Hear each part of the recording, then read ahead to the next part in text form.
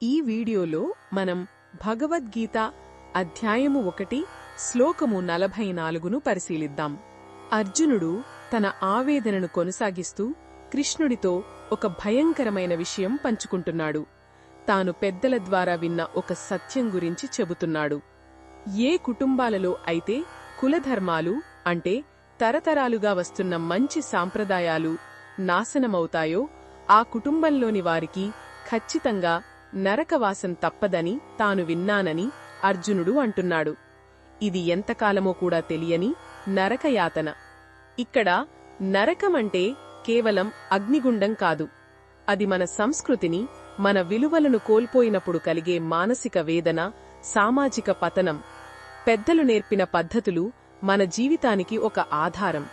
అవి లేనప్పుడు జీవితం గందరగోళంగా, దారి తప్పినట్టుగా మారుతుంది.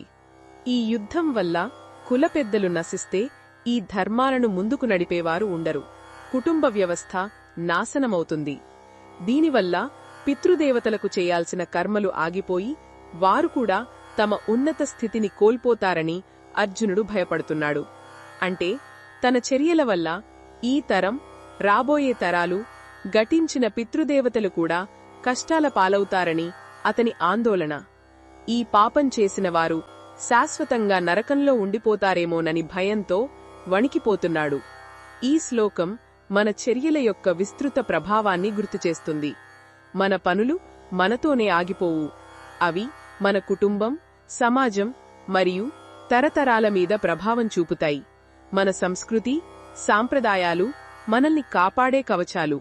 వాటిని కోల్పోవడం మనల్ని మనం చీకటిలోకి నెట్టుకోవడమే. అర్జునుడి భయం ధర్మం పట్ల అతనికున్న బాధ్యతకు నిదర్శనం. ఇది ఈ శ్లోకంలోని భావాన్ని వివరించడమే లక్ష్యం. మరిన్ని భగవద్గీత శ్లోకాల అర్థాన్ని తెలుసుకోవాలంటే మా తదుపరి వీడియోలను తప్పకుండా చూడండి.